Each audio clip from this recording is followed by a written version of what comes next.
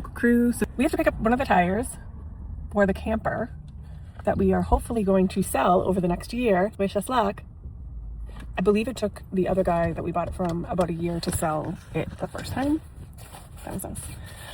And he did have to sell it for a lot less than what he paid for it. So I was hoping we'd at least get the money that we paid for it back, but I don't think that's gonna happen. I think we're gonna sell it for like probably $30,000 less than we bought it for, which will be a real freaking bummer. So anyways, we are at Fab-Weld in Rochester, New York. And they have had the tire because they were going to put the tire up on the back of the camper. So they just had the tire so that they could do that. But then when we ended up not using the camper anymore, we went with a van. They have the tire. So now we had to spend more money to rent this little U-Haul thing. I know it's not that much, but still, it's like, come on. We've had it, whatever, it doesn't matter. Anywho, so now we're getting the tire.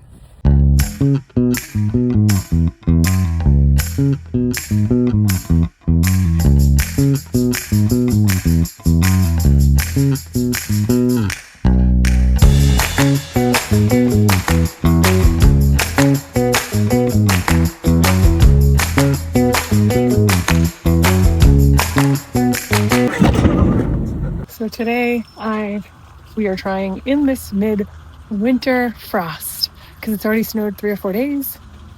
We were hoping to be out of here before now, but we're not, so whatever.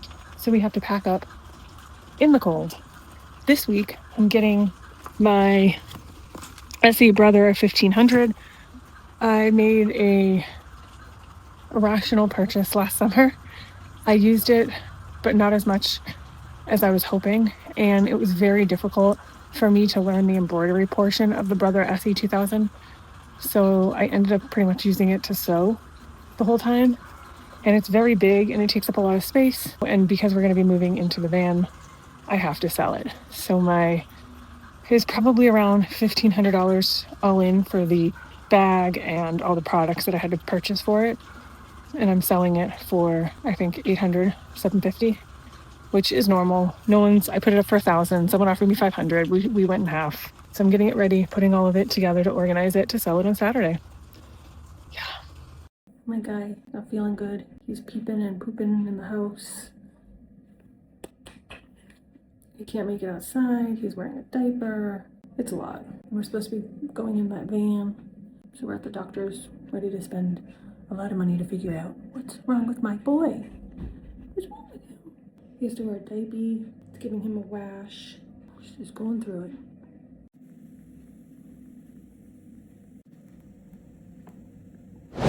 Hey Chronicle crew. These days are wrapping up and now we need to pack. I think I'm going to do 2 pieces of luggage because then I can wheel them in and out of a place when we get there easily. And then I'm trying to make 1 box for what our kitchen supplies would be. Then we have like a medicine box. We are packing. Packing.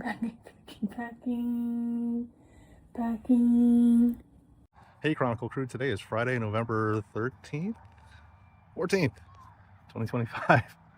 I haven't been recording as many videos lately because things are starting to slow down, but there are still some things we need to do as we try to wrap up and go, not the least of which is packing our stuff and figuring out how it fits in the van so that we can leave hopefully Monday to visit Karin's family in Mass and then continue on to Virginia for Thanksgiving before finally embarking out west for a shakedown / goodbye tour run to places like Seattle, San Luis Obispo, and also Las Vegas before continuing on towards the border. More to come on that plan. But suffice it to say, we're going to try and avoid the level 3 and 4 advisory areas and kind of follow that route down through Mexico to Guatemala. I wouldn't call it exactly a speed run. You know, we'll be in Mexico for at least a couple of weeks, take our time in a couple of cities, check it out.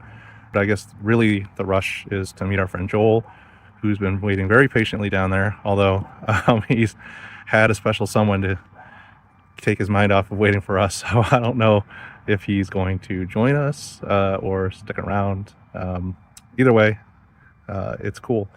Although it'd always be great to kind of play with him and have a motorcycle buddy as we go back through things, and also someone who's already gone through it and experienced it all himself on a motorcycle. Definitely has a lot of great information that he's earned. One good thing I got was this ladder standoff for the telescoping ladders. I got this in yesterday and installed it. I did have to drill some holes through the leg, but this is a good place for it because now it rests up against the van.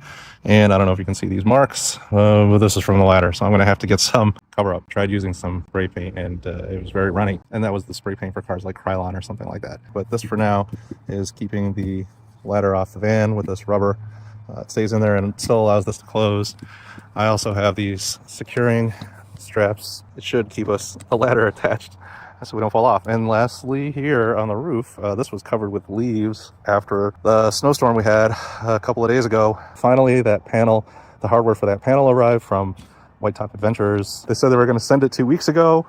I had to remind them, send me the parts, and then they overnighted them a couple of days ago, and then we had some snafus with FedEx delaying the package, so it finally came today, and I zipped it right in. So that's one thing down that we're waiting on. Okay, and as you can see, we're not exactly packed. We've started packing. One interesting thing is the Wave 3 was leaking all over the place when I had it on during the cold times. I did have the drainage tube connected to a drainage spot, and yet still, when I did check the connection to make sure it was snug, there was water leaking all over the place. So I can see there's a wet spot on the floor. I wiped down the cabinet, but you can still see there are some water stains, even through that urethane paint. So I don't know what's up with this. I'll have to go research it. But one thing is, it did not keep up with the freezing temperatures, which is not surprising because it's a heat pump.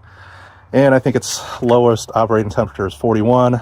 So in order to bring some heat into the van, during that time, I disconnected the fresh air intake to recirculate the van air, which is not ideal, but it did allow it to keep the van around 55. Good enough. I mean, we're not going to freeze to death, but at the same time, it's not great. I did talk about putting a diesel heater here, but it was an all-in-one portable type, and the consensus on the internet is it's a bad idea because it can leak the exhaust into the cabin, and we could suffocate to death on carbon monoxide poisoning, which is definitely not something we want, but I guess as far as ways to go, it seems pretty painless. We do not want to die. There's a lot of debate about where things go. I put the porta potty here so that it's accessible. You still have this pass-through space that is small, but we can get through it. Karen's having second thoughts about it. She'd like to widen that space. I'm not sure where we're going to put the toilet to keep it accessible.